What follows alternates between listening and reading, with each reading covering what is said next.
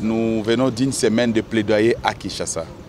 À l'occasion de cette semaine de plaidoyer, nous avons organisé beaucoup d'activités. Nous avons été reçus par plusieurs personnalités au niveau national et même au niveau international, la communauté internationale.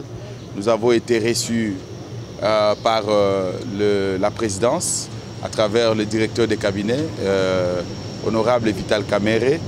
Nous avons été reçus par Madame Catherine Samba Panza, qui est l'ex-présidente du Centrafrique, qui a conduit une mission d'envergure au niveau de la région des Grands Lacs et particulièrement à Kinshasa. Et nous avons rencontré Madame le président de l'Assemblée nationale, Janine Mabunda. Nous avons rencontré les partenaires aussi techniques et bien d'autres personnalités, les confessions religieuses, la société civile dans son entièreté, pour discuter et plaider en faveur de la paix, la sécurité au nord et au sud Kivu. Vous savez que la question de la sécurité au nord et au sud Kivu n'a fait que trop durer. Ça fait plus de 25 ans qu'on en parle et maintenant on n'en peut plus. Et donc le message était celui-ci, c'est de leur dire que la paix au sud et au nord Kivu n'est plus une priorité, mais c'est une urgence.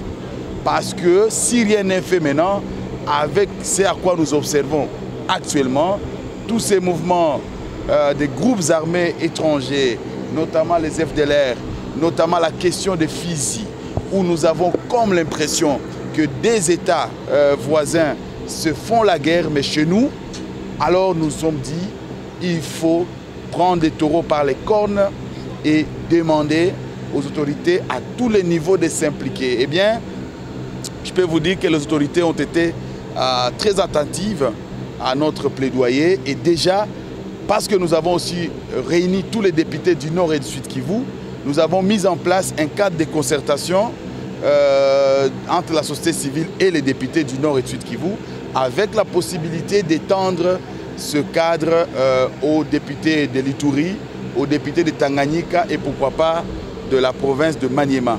Et c'est une grande opportunité pour nous pour échanger pour la question qui nous tient tous à cœur, la paix et la stabilité et la cohésion au niveau de nos provinces.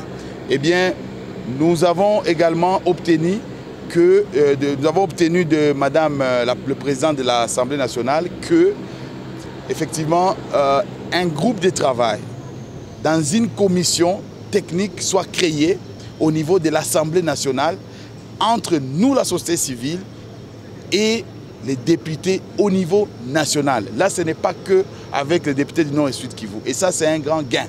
Et déjà, il y a des partenaires qui pensent soutenir cet élan, de sorte à créer une synergie qui puisse techniquement travailler sur des questions de paix. Et dans les 3 mois, 6 mois, nous puissions évaluer qu'est-ce qui a marché. Est-ce que nous sommes déjà en train de vivre la paix? Eh bien, nous avons fait bien de choses. L'essentiel maintenant, c'est que nous avons une note d'engagement et des recommandations. C'est maintenant que le travail commence, le travail de suivi. On a fait beaucoup de réunions, on a fait une journée porte ouverte où nous avons invité tout le monde, enfin toutes les personnalités au niveau national et international, au niveau de l'hôtel du fleuve Kempinski. C'était le jeudi 13 juin et c'était une grande journée, une journée qui a parlé d'elle-même. Et je crois que ça a bousculé, ça a fait pression à toutes les autorités. Nous pensons retourner à Kinshasa pour rencontrer le chef de l'État parce que nous avons ce rendez-vous. Mais nous avons préféré d'abord retourner chez nous, faire une restitution de ce que nous avons pu faire. Et prochainement, je vous l'ai dit, nous avons convenu avec le caucus des députés du Nord et du Sud Kivu que dès que les vacances parlementaires commencent, nous allons tenir ici à Goma une grande réunion et c'est là avec la complicité du gouverneur avec qui nous avons été, qui nous a accompagnés, le nouveau gouverneur et même la vice-gouverneur du Nord Kivu a été avec nous. En tout cas, nous ne pouvons que dire coup de chapeau.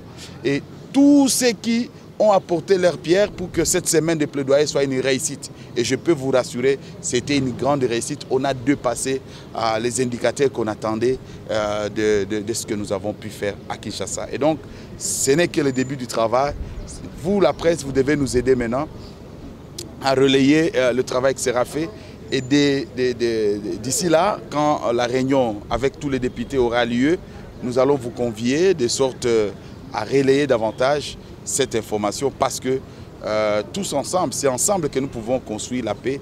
La paix ne se donne pas, mais la paix se construit. Et donc chacun doit apporter sa pierre pour que la paix soit une réalité dans notre province, le Nord, dans nos deux provinces, le Nord et le Sud.